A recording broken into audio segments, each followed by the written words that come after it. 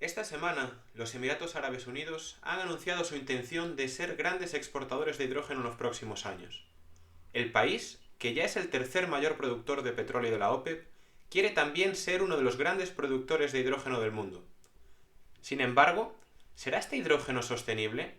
¿Es posible determinar su huella de carbono? Hoy hablaremos de cómo clasificar el hidrógeno en función de su origen y también de si habrá alguna forma de trazar si este es renovable o no. Yo soy Bryce Armiño. Y yo soy Javier Pollos. Bienvenidos al podcast del hidrógeno, el podcast del hidrógeno en español para España y Latinoamérica. ¡Empezamos!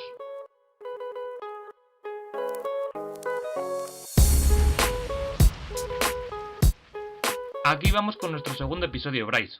Y después del primer capítulo, la gente me comenta que sigue con dudas y les gustaría saber más del tema.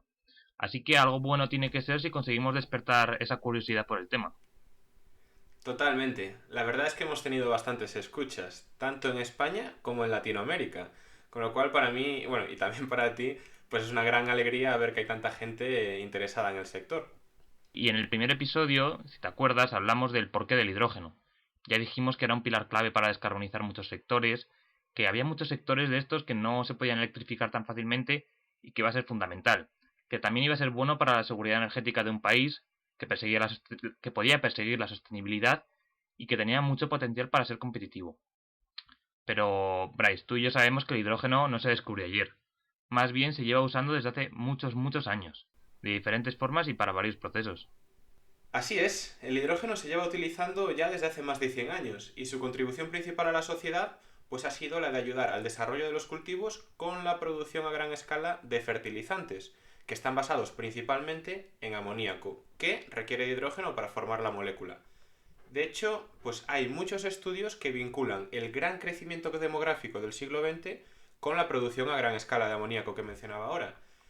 También en el pasado ya ha habido cierto interés por el uso del hidrógeno como combustible alternativo, sobre todo después de las crisis del petróleo de los años 70, 90 y sobre todo en América, pues ya hubo un interés tanto por parte de gobierno como por parte de empresas para analizar la posible inclusión del hidrógeno para impulsar transporte y a la sociedad en general. Sin embargo, en aquella época el hidrógeno todavía tenía una tecnología muy inmadura que al mismo tiempo representaba unos costes pues bastante altos y esto imposibilitó su desarrollo a gran escala, quedando relegado pues para algunas aplicaciones un poco más cautivas como por ejemplo la industria aeronáutica. Además, y esto es algo que todavía vemos hoy en día, ha creado una ola de personas reticentes que todavía cuesta mucho convencer y es que ya han visto al hidrógeno pues fracasar varias veces. Justo. Pero bueno, vayamos por partes. Empecemos lo primero de todo con preguntarnos cuál es la forma en la que se puede conseguir el hidrógeno. O lo que es lo mismo, cómo podemos obtener el que es el elemento más abundante de todo el universo.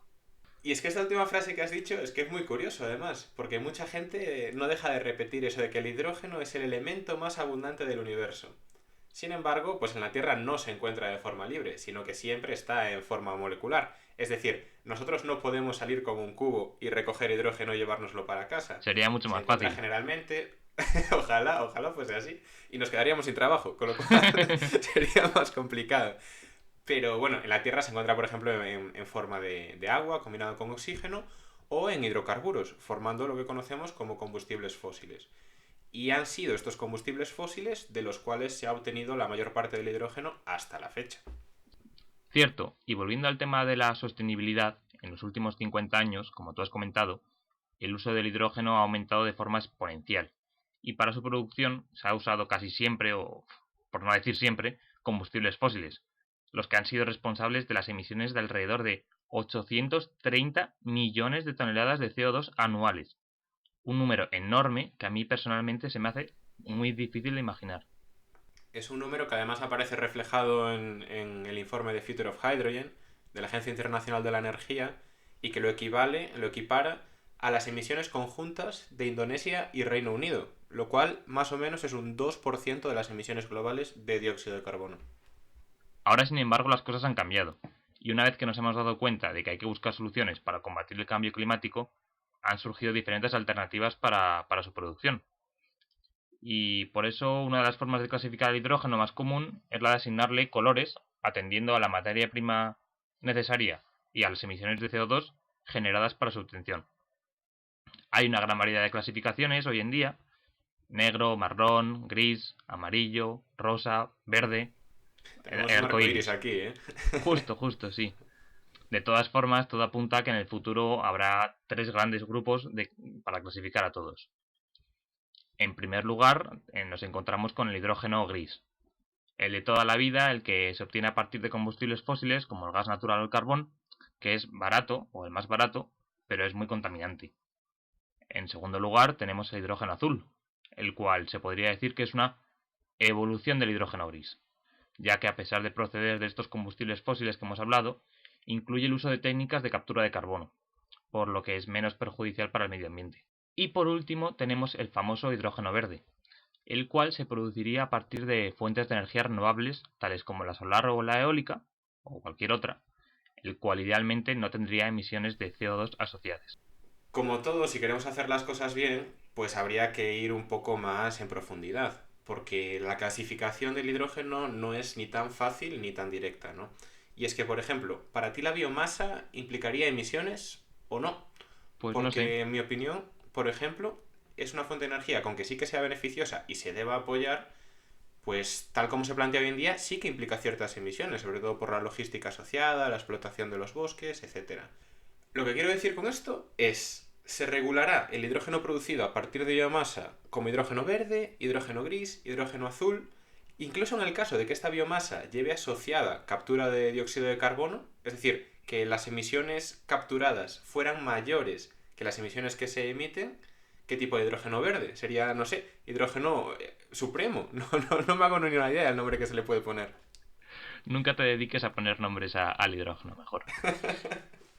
Lo cierto es que cada vez que uno entra más en profundidad en estos temas se vuelve más y más complejo. Sin embargo, es necesario regular esta procedencia del hidrógeno, para saber así qué impacto tiene en el medio ambiente y en la zona donde se produce. Y te pongo un ejemplo: si hablamos de minas de carbón, todos sabemos el gran impacto social y demás que tiene en la zona en la que se encuentra. Exacto. Y yo creo que podríamos hablar además un poquito más en profundidad de estos tres grandes grupos que hemos mencionado antes. Dejando bien claro, eso sí, que es una clasificación general. Una clasificación que es ampliamente aceptada, todo el mundo habla de ella, en las noticias, incluso en las instituciones, pero que todavía carece de oficialidad. Pues si te parece, Bryce, vamos a comenzar con el hidrógeno, que es el más importante hoy en día. Y con importante no quiero decir que sea el que más me guste, sino el que es más utilizado por goleada, que es el hidrógeno gris. Dentro de esta categoría nos encontramos con varios combustibles fósiles desde los cuales se produce este hidrógeno, como el gas natural o el carbón. El carbón a veces también se llama hidrógeno negro, pero bueno, lo incluimos en este grupo. En cuanto al gas natural, la producción, llegando al 75% mundial, se produce principalmente a través del reformado con vapor. En este proceso, no todo el gas natural se quema, sino solo una parte. Exacto. Se utiliza una parte del gas natural como materia prima y la otra parte del gas pues se quema para generar el calor que realice la reacción para disociar el metano. Esto hace que las eficiencias más o menos ronden un 70-80% para los sistemas centralizados. Es decir, aquellos sistemas que producen gas natural a escala industrial, que además facilitan, por otra parte, la reducción de emisiones por medio de captura de carbono, ¿no? Ya que esos flujos de salida de gas pues tienen unas emisiones muy concentradas de dióxido de carbono. Podría haber también reformadores pequeños, pero es algo que yo veo un poquito más difícil que tenga un despliegue a gran escala, ¿no? Sobre todo porque además de tener unas eficiencias más bajas, también dificulta mucho lo que sería la captura posterior del dióxido de carbono. Con lo cual, siempre que quisiéramos producir hidrógeno a partir de reformado a pequeña escala, pues habría una eficiencia en la captura del dióxido de carbono menor. También decir que hay sistemas que son muy interesantes y novedosos que consisten en instalar un sistema reformado en el propio domicilio, de forma que se utilice el hidrógeno para generar electricidad y al mismo tiempo el calor residual utilizarse para calentar el agua sanitaria, ¿no? Son sistemas que están muy bien diseñados, con una eficiencia bastante alta, pero que además de, a pesar de ser hidrógeno, siguen representando emisiones. Y por otro lado tenemos el carbón, que mediante su gasificación se obtiene aproximadamente un cuarto de la producción dedicada al hidrógeno a nivel mundial. Este proceso usa una técnica muy madura y bien establecida en la industria, por la que se obtiene un gas sintético en forma de una mezcla de hidrógeno y de monóxido de carbono. Sí, y sobre todo muy utilizado en China por los bajos costes del carbón allí, ¿no? Insistir aquí que, como siempre, como cualquier aplicación, el carbón es tremendamente contaminante y utilizarlo como materia prima para producir hidrógeno pues representa unas emisiones aproximadamente de 20 kilogramos de dióxido de carbono por cada kilo de hidrógeno que produzcamos. Mientras que en el caso del gas natural, que ya es bastante más limpio, estas emisiones se reducen a la mitad o incluso un poquito menos de la mitad. En cambio, en el tema costes, ambos pues se podría decir que rozan la paridad, ¿de acuerdo? Estando los precios de producción de hidrógeno a partir de, digamos, hidrógeno gris en 1 euro o 1,5 euros, dependiendo también bastante de la geografía, ¿no? Porque si queremos producirlo, por ejemplo, en Europa, pues gran parte de este carbón o gas natural tendrá que ser importado, con lo cual ya la materia prima es un poquito más cara y eso repercutiría al mismo tiempo en el coste del hidrógeno. Y también añadir que se está viendo ya y cada vez se va a ver más la influencia que tienen las emisiones de CO2 en el precio final de este hidrógeno. Tal cual, estos derechos de emisión de dióxido de carbono, que hoy en día rondan aproximadamente en Europa los 30 euros por tonelada de dióxido de carbono, se estima que de aquí a 2030 lleguen hasta 100 euros por tonelada de dióxido de carbono, lo cual repercutiría mucho, de una forma mucho más significativa en las tecnologías que sean más contaminantes, obviamente. Un punto negativo para el hidrógeno gris. Y por eso, en segundo lugar, vamos a hablar ahora del hidrógeno azul. Este hidrógeno que, a pesar de no ser el más idóneo para hacer frente a las emisiones de CO2, ya que, como hemos dicho, proviene también de gas natural, carbón y demás, se entiende que puede ser crucial para el corto o medio plazo para adaptar la enorme producción de hidrógeno proveniente de combustibles fósiles hacia sistemas con menos emisiones. Exactamente, y es que además es un hidrógeno que es bastante competitivo. Como norma general deberíamos decir que la captura de carbono le añade pues 50 céntimos de euro al precio original del hidrógeno gris. De esta forma, si estuviéramos produciendo, por ejemplo, hidrógeno en Estados Unidos a 1 euro por kilogramo, bueno, a $1 en este caso por kilogramo, pues tendríamos la captura de carbono haciendo que el hidrógeno llegase a $1,50 por cada kilogramo de hidrógeno, lo cual es bastante asequible y muy competitivo en muchas aplicaciones. Y mediante estas técnicas de captura de carbono y posterior almacenaje, se conseguía reducir en torno al 90% de estas emisiones. Como dices, esta reducción de emisiones es ya bastante significativa. Y aunque el hidrógeno azul pues no sea la solución definitiva, ¿no? Porque no sería una reducción de emisiones total, pues yo estoy seguro de que al igual de que hoy en día tenemos los coches híbridos en el sistema de transporte, se podría considerar el hidrógeno azul como un paso intermedio, ¿no? Como un puente hacia esa descarbonización total del mundo del hidrógeno. Y aquí yo veo un dilema. Y es que, por ejemplo, personalmente en los proyectos en los que yo estoy trabajando, la producción ya está garantizada. Es decir, con los mecanismos de financiación, recurso renovable barato y abundante, pues ya podemos producir hidrógeno a un coste relativamente competitivo, ¿de acuerdo? Pero por otra parte, lo que nos está costando mucho convencer ahora es la demanda. Es decir, aquella gente que tiene que comprar camiones que funcionen con pila de hidrógeno, aquella gente que tiene que adaptar su industria para que consuma hidrógeno, todavía no se hace de forma competitiva, ¿no? Y en cambio, yo creo que si pudiéramos nosotros incluir el hidrógeno azul en este tipo de proyectos, estaríamos dando un combustible mucho más barato, de forma que el proyecto en general sería mucho más atractivo y al mismo tiempo ayudaría a desplegar esta infraestructura que puede ir desde hidrogeneras, tuberías, los camiones que mencionaba, etcétera. Y de esta forma no estaría sustituyendo al hidrógeno verde, pero le estaría allanando el camino. Y es este hidrógeno verde el que hace que toda esta revolución tenga sentido y la razón por la que estamos aquí hablando tú y yo de este tema. Exacto. Ahora bien, para entender cómo se puede obtener este hidrógeno de forma limpia, hay que conocer quién es el protagonista de todo esto. Y este no es más que un proceso que ha ido cogiendo mucha fuerza en el sector últimamente, el proceso llamado electrólisis. Este proceso, que consiste en separar los elementos de un compuesto, y en nuestro caso del agua, del H2O, por medio de la electricidad, es tremendamente interesante. Y hacer un impasse aquí, comentando que la electrólisis pues no es la única forma de producir hidrógeno verde, pero sí que es la única que está preparada para producirlo a nivel industrial, ¿no? Y es que hay otras tecnologías, como por ejemplo el utilizar bacterias, algas, que ya están disponibles, pero que tienen un ritmo de producción, un ratio de producción de hidrógeno y unas eficiencias relativamente bajas, lo que implica unos costes que todavía son altos. Sin embargo, hay una tecnología, y española además, que está patentada por Enagás y Repsol, que se llama fotoelectrocatálisis, un proceso que yo no había escuchado en mi vida, si te soy sincero, y que es una tecnología que consiste en elaborar un panel muy similar a lo que podría ser un panel fotovoltaico, por el que transcurre agua por su interior. Y de esta forma se es capaz de hacer incidir la luz solar directamente sobre el agua, de forma que se disocie en hidrógeno y en oxígeno.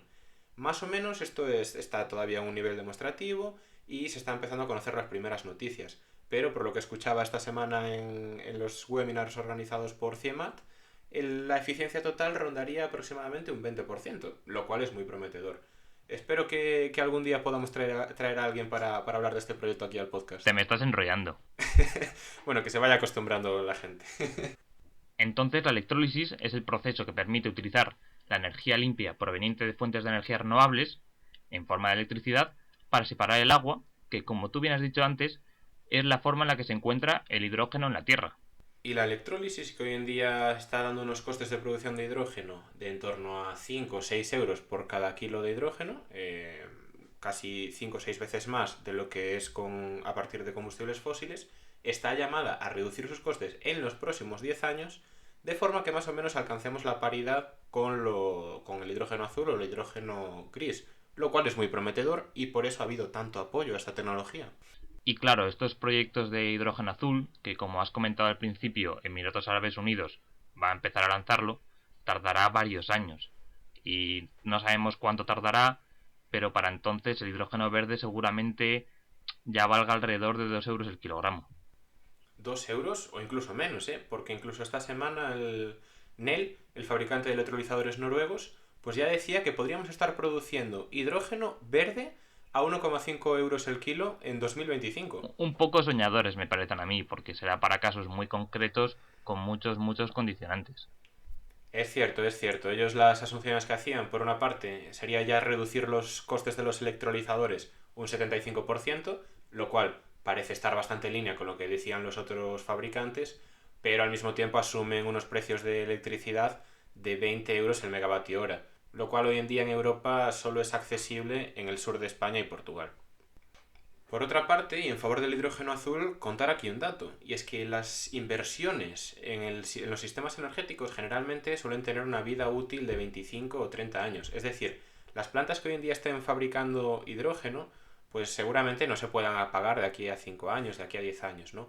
Y aquí sí que será muy interesante el incluir la captura de carbono para producir este hidrógeno, pero de forma sostenible, sin de esta forma afectar a industrias que podrían tener su ruina si se vieran abocadas a cerrar en los próximos años. Claro, desde mi punto de vista no hay que ser tan radical en tomar estas decisiones. Que sí, que hay que apoyar el hidrógeno verde, que es el sostenible, que es el que va a ser el hidrógeno del futuro, pero esto no quiere decir que tengamos que dar la espalda a grandes empresas de hidrocarburos, por ejemplo, que dan tantos puestos de trabajo. Tenemos todavía tiempo, por así decirlo, para descarbonizar nuestra economía y mejor hacerlo despacito y con buena letra. Y recordemos que cuando hablamos de sostenibilidad, no solo hablamos de sostenibilidad en el medio ambiente, sino que también está la sostenibilidad económica y social.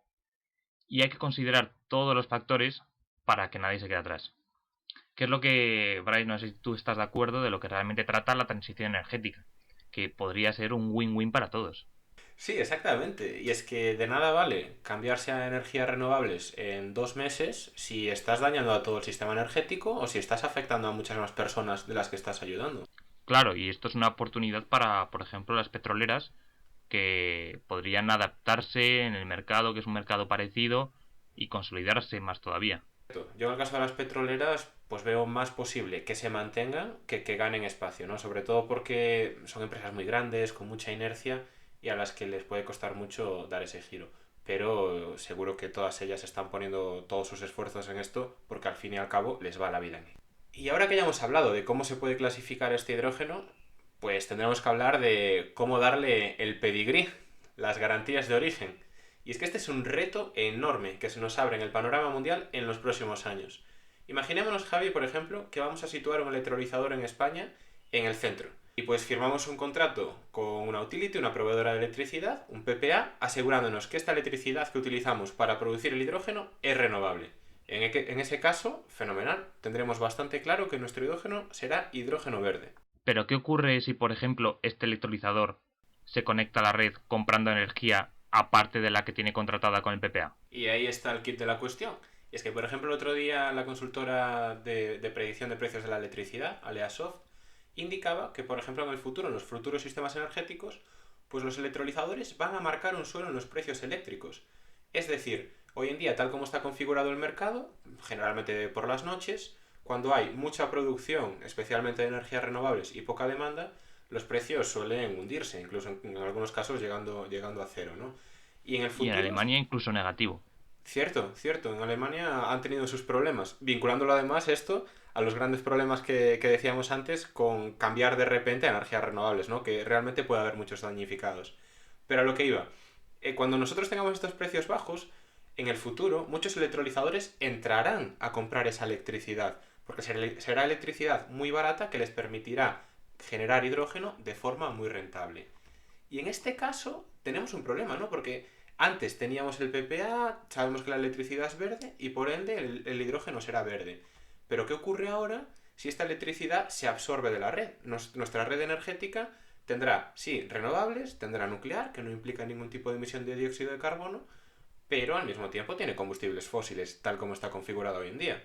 O todavía más difícil, todos esos proyectos que hablan de enviar hidrógeno de un continente a otro.